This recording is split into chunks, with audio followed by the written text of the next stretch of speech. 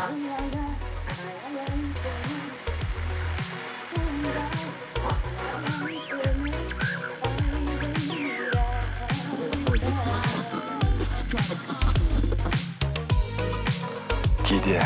күн жылытпаған жүректі ән жылытатын кездер болады.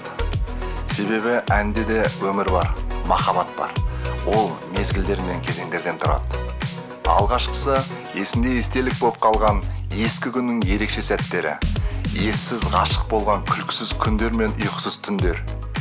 Иә, қарап тұрсаң өткен шақтың еріксіз сағынышыңды оятатын немесе керісінше мүлде есіне алғың келмейтін өзіндік тұстары жетерлік. Бірде тәтті ойдың түбіне беттеп, ал бірде жай ғана жымиясың да қоясың. Әрине, ескі күннен естеліктер болу заңдылық. Бірақ өткен шақпен өмір сүруге болмайды. Ол біздің бойымыздағы энергияны ұрлап, осы сәттің бақытын сезінуге кедергі келтіреді.